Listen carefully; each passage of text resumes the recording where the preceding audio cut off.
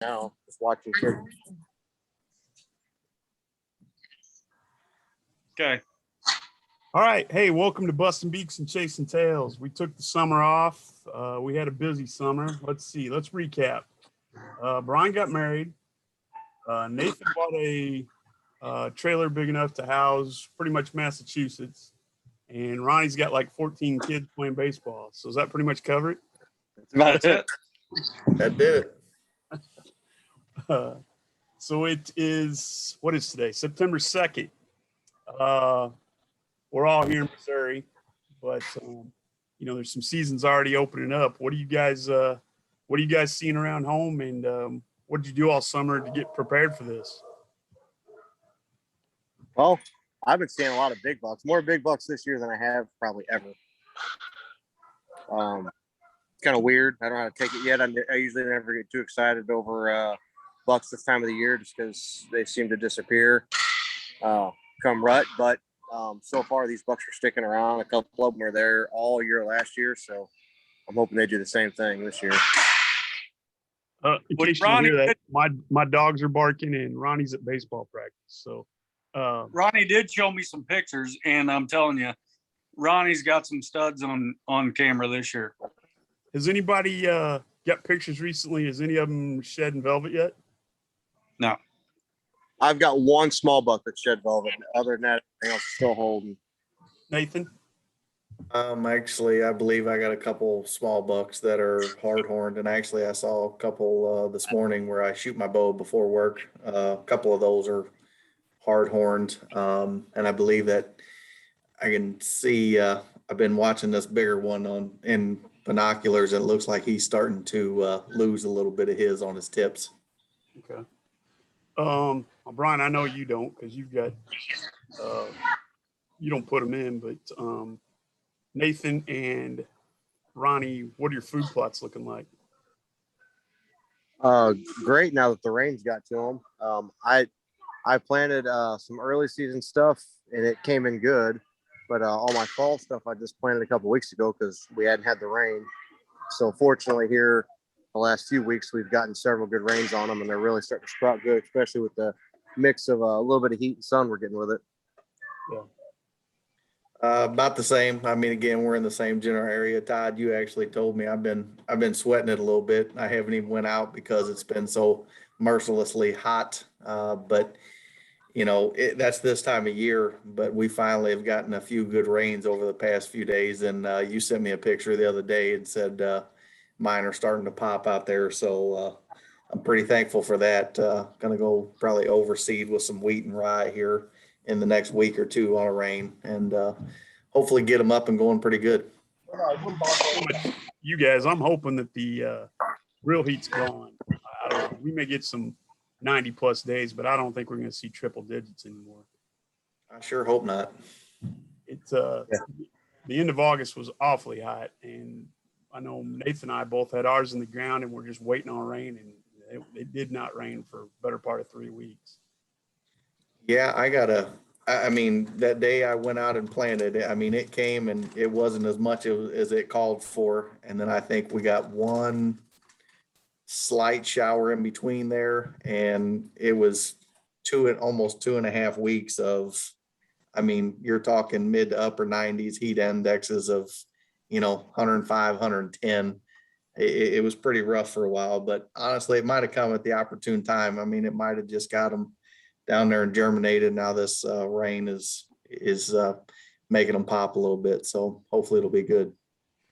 Beej, you've got a couple farms you're hunting around home here.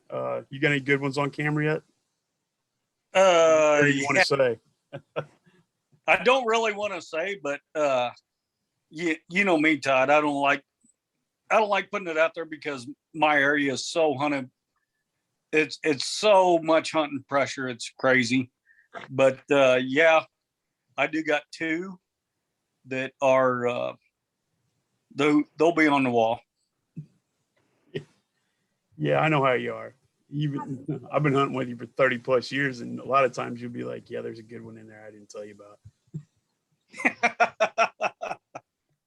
Well, you know how it is. I mean, Christ's sakes, you got to play it you got to take advantage of what you can around, JC here, because everybody knows about him. That's true. Nathan and I share pictures back and forth because we hunt one of the same farms together. But Ronnie, you said you had some good ones on camera. Yeah, this is so far this year is probably the best year yet of big bucks, and really and bucks in general. I mean, I've got a couple different bachelor groups that are like 5, 6, 7 bucks together.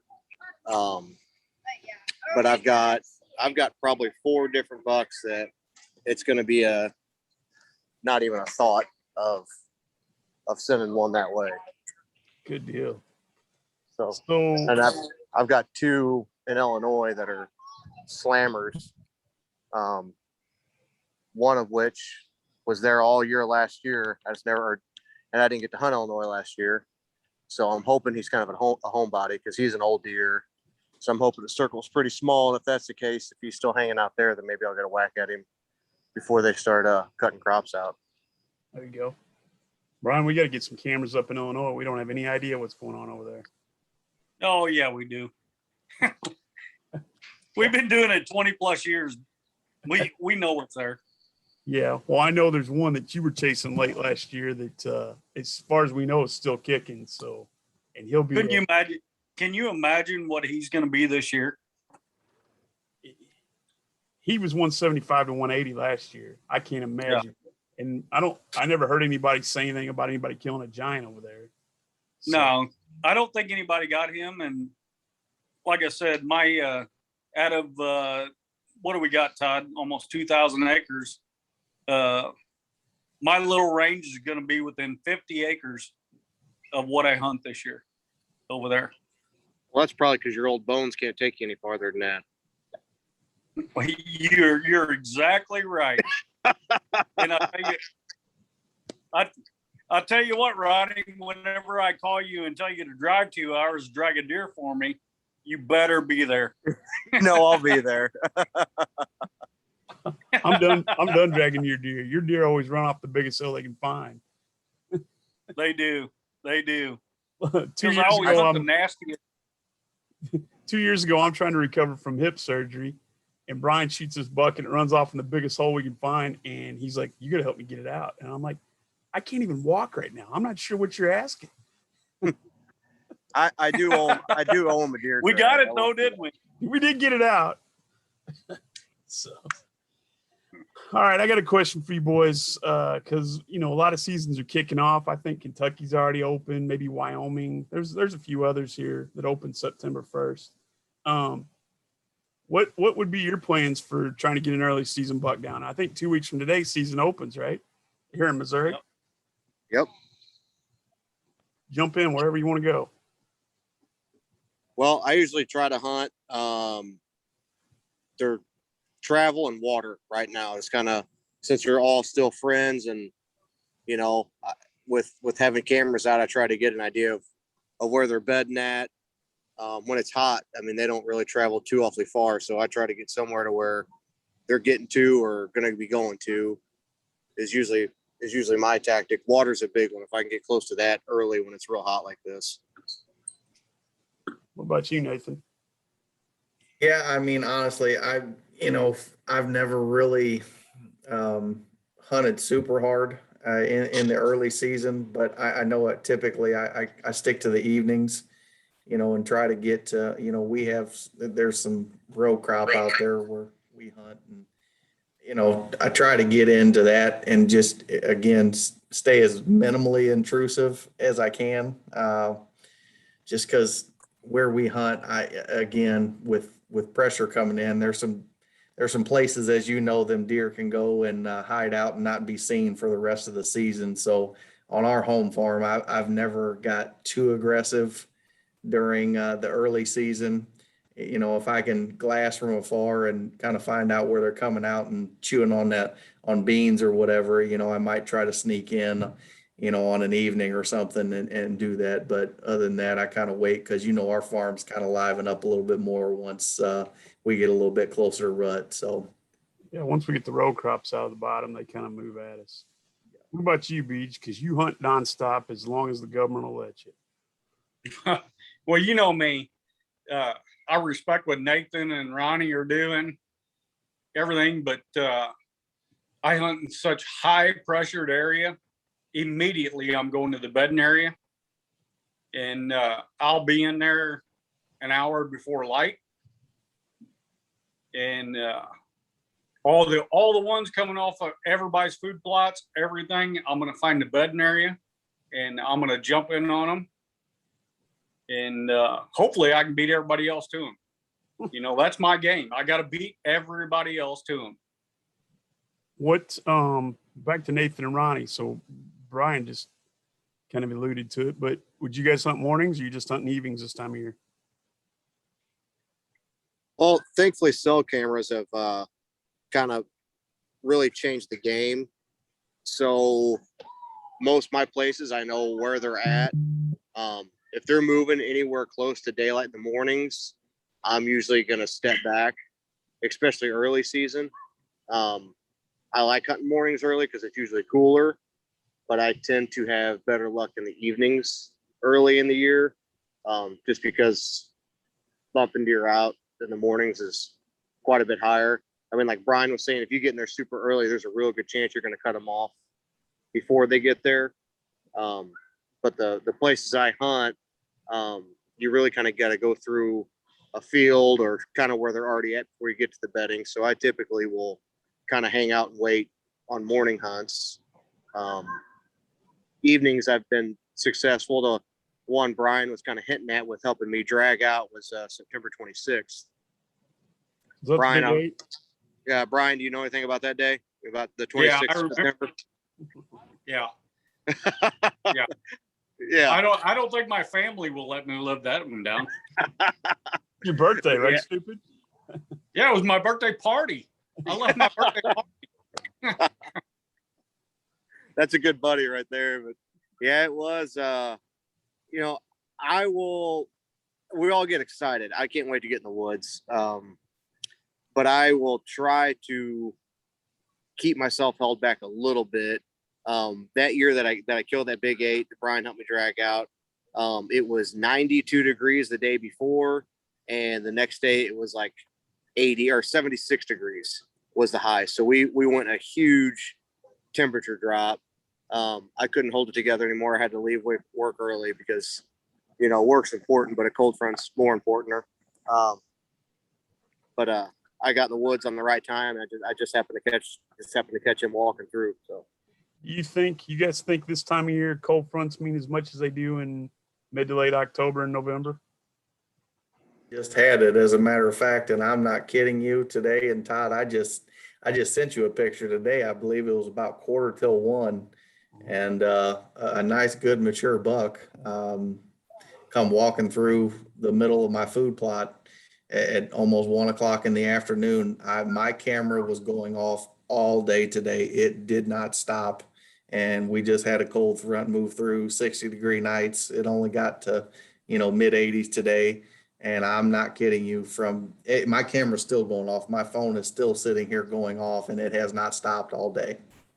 Well, I like that's that. what mine's been the same way. It's it kind of started last night a little bit, and then when I woke up this morning, I think I woke up to 72 notifications of pictures last night, and it continued till about 8:30 this morning, and then again this evening around 7:00 it started happening again. So I'm a firm believer in the cold fronts. We're probably looking at the last few days, over the last 36 hours, the highs have probably dropped, 14, 15 degrees? Today it was in the 70s, right? Yeah. Well, I know this morning when I left work, it was 56 degrees. And that always feels good. That makes me think it's good. Yeah.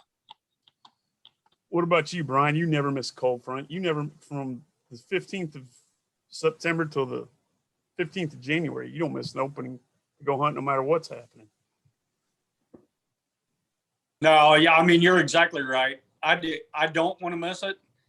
And I can honestly tell you from years of going, the cold front, my favorite of all time is after a rainstorm. You know that, Todd.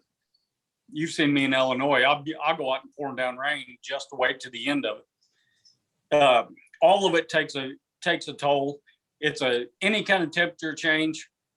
It will make deer get up, move, feel the roads. And I can honestly tell everybody a cold front is great getting them moving.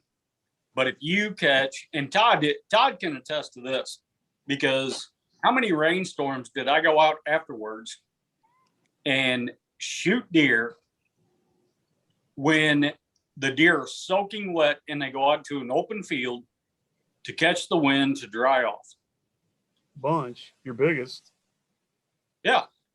I mean, it is that right there. I will never miss that.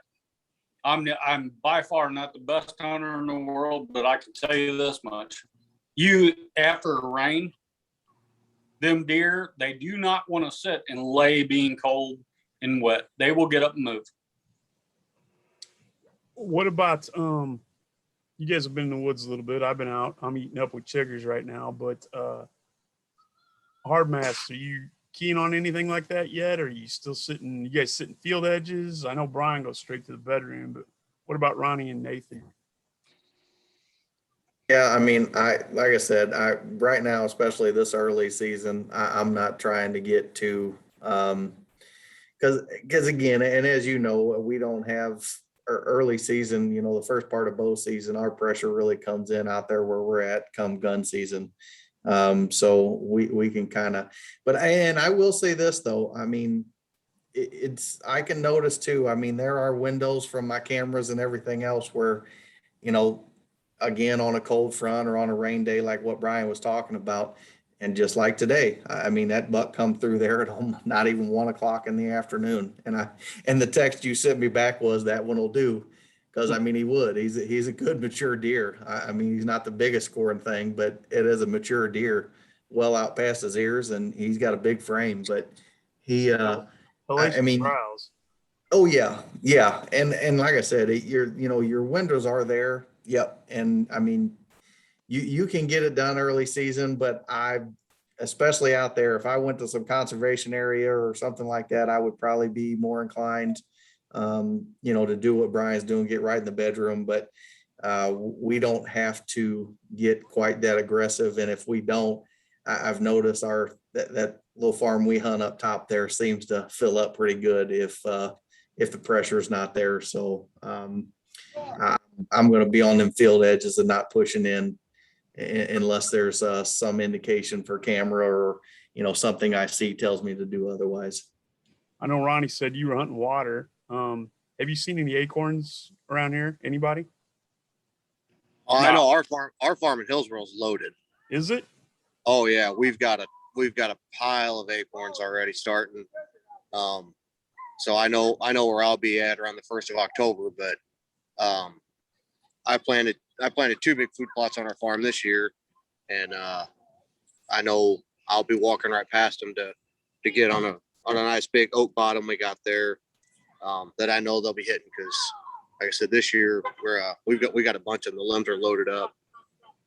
I was checking yesterday when we were out there. I didn't see the white oaks aren't carrying any out where we hunt. What about you, Beach? Well, Todd, all you boys seen my yard, and I've got oak trees in my yard, and I keep an eye on them. I do not have anything.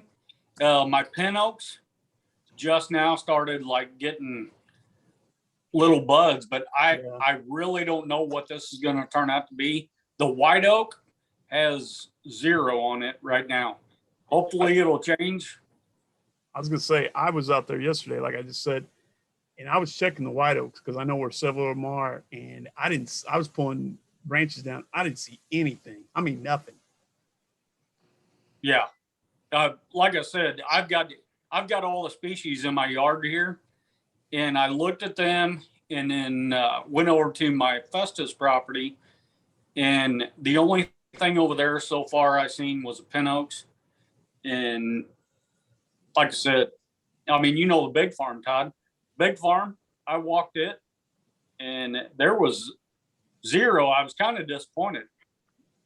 Ronnie's fortunate. Yeah. You guys stay away from me then.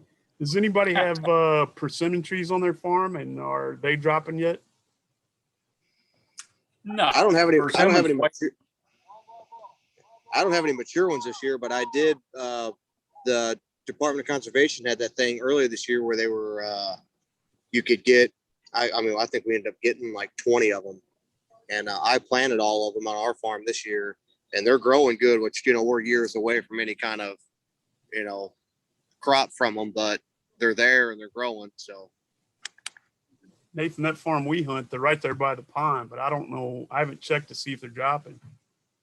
Nah, I know those are, I mean, because those aren't big mature trees. I mean, they're big enough to produce fruit, but most of those over in that area on the backside of that pond they've been notorious. I mean, we've been well into October and I've seen them things still holding on to Really? theirs. So, and the same way over at our other place over there.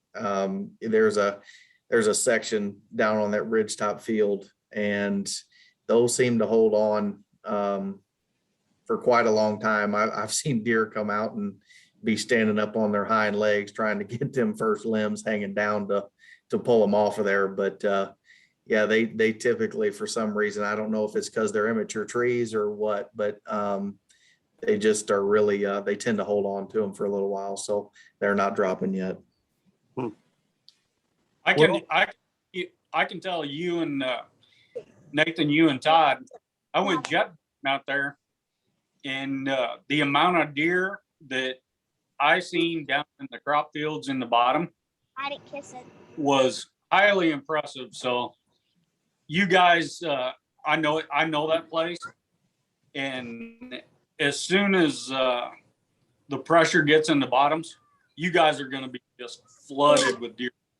It's notorious out there, notoriously the same way every year. Usually about the 20th of September, when the beans turn off, or about the time they start getting the corn out, stuff starts migrating up the hill. I don't get too worried about it. I don't have any shooters on camera yet. Now Nathan's 500 yards away from me, and he does, so I can reach over and poach some of his. But I don't get too worried. If I don't have anything by mid-October, then I'm a little worried. But it always shows up. I don't get too excited. Wells on They always do. They always do. And we've talked about this Todd, I've heard- before.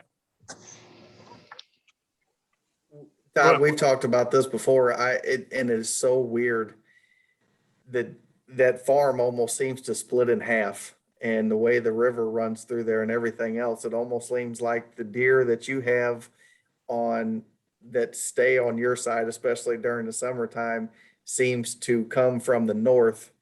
And it seems like the deer where I'm at on the front side of the farm seems to come from the south and go to the south towards the ag down there, because occasionally we'll get a buck that'll intermingle back between the two, but normally we've got two different sets of bucks on, except with the exception of, and I'm going to bring him up because he appeared last year, with the exception of the old man. And I don't think I have to tell Todd or Brian this, that feller right there, if he does happen to show back up, is way far and above on the top of my hit list. I'll kiss your ass, Nathan, if you kill that buck. There it is. It's out there on the internet now. Everybody just heard that. So I truly will, because what Todd and I have seen with that deer, I'm telling you, he ran with beams, that was a legendary buck. He ran with beams for a long time, but the old man, I don't think he's killable. Honestly, that deer. Well, no, I don't know about that, because I know, and this might be a sore subject, but somebody should have had him killed last year, but Yeah. at 9.5 or 10 years old, 10.5. He looked, I was watching those, he looked like a Brahma bull coming out of there. I was like, God bless. The best part was, I was in Nathan's stand, I would have been like, oh, Nathan. When you called me, I knew it, because the first thing out of my mouth when you called me, I'm like, did you kill him? Well, I killed one in Illinois last year, and I just posted something on Facebook, and it was just blood. And Nathan's reply was, God, please let that be the old man. I want that deer to die at our hands, one of our hands so bad I can't hardly see straight. Yeah. Well, we'll see. Brian's been helping me run cameras and set up stuff out there, and he's videotaped me several times, and he's always sitting there. He's like, "Oh God, let it be." Well, for a long time, it was Beams and the old man running together. He's like, "Let it be one of those two. Let it be one of those two." So anyway, you guys got anything else? We'll be back on here. Like I said, we took the summer off. A lot of just busy. My fat ass played golf a bunch. Nathan, you went camping a bunch. Ronnie, I think you did a bunch of camping too, didn't you? Yep. Brian's just living the honeymoon life, right? Oh, loving it. Loving it. Good deal. Ronnie, how you feeling? I know you had an accident at work. Oh, good. No, did good. All healed up, ready to go. Tough to crack that melon, ain't it?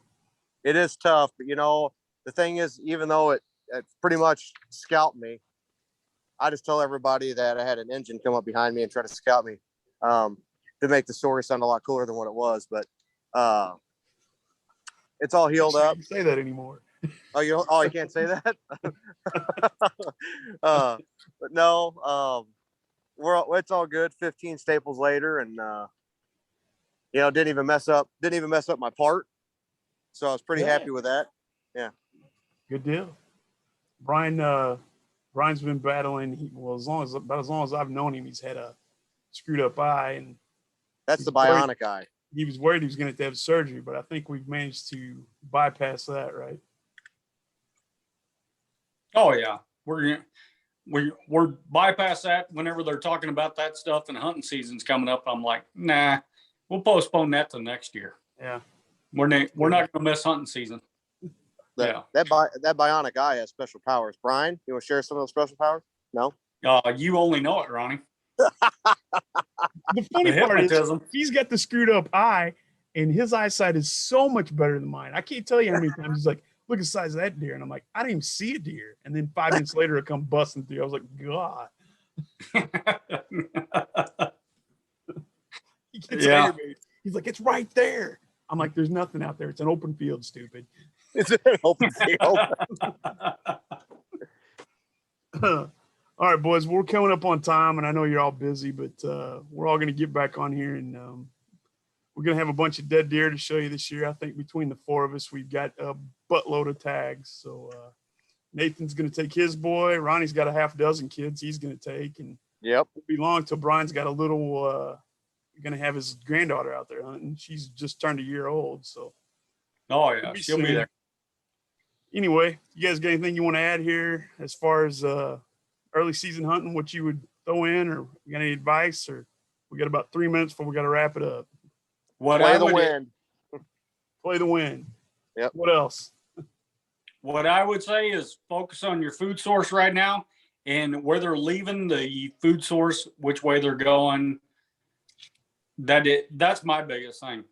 When they leave the food source, which way do they go? Yeah, I would say if I could give a piece of advice, most everybody's got cameras nowadays. Cast a wide web, and then start narrowing it down as to where they're coming from and where they're going. Yeah. Don't lay your cameras. Don't keep your cameras on the food source the entire time, because it's exciting. You get a ton of pictures, but you got to figure it out. Move them cameras in 100-yard radius around your food source and figure out where they're coming from, what they're doing. I agree with that. And the only thing I'd add is, right now I'm starting to get into, Todd, you just got one too. I got my saddle. I'm moving from, shooting at targets to doing some realistic shooting now. We're a couple weeks out, and just make sure you're practicing what you're going to be doing out there in the field. Make sure when the time comes and that big boy steps out in front of you, you're going to be able to execute and get it done, because that is one miserable feeling to not execute the way you need to, and practicing what you're going to be doing out there in the field is probably the biggest piece of advice I could give you right now. Yeah. Good point. Good point, Nathan, because I didn't even think about that. I mean, you're absolutely right. That's That's the moment of truth right there. Now's the time to do it. Brian's been preaching at me to years to get more mobile. So this year I'm going to get extremely mobile. Well, and like I said, it helped too. And I told you, let me know when you go back there, boy, it's real easy, especially with them saddles, on a setup we already got out there. Just throw that platform and throw that tether around that tree, man. And I mean, you got it makes the camera setup real easy. Yeah. I've been practicing in the backyard. Anyway, boys, I'm going to call this one before Zoom makes me quit. So, I appreciate being on here tonight. We're going to do this several times this year if you guys are cool with that. Absolutely. We'll probably have one out maybe before season launches, but good luck to everybody whose seasons have opened, and good luck to everybody whose seasons are getting ready. Shoot straight, boys. After them, boys. Good luck. All right. Take care. You too.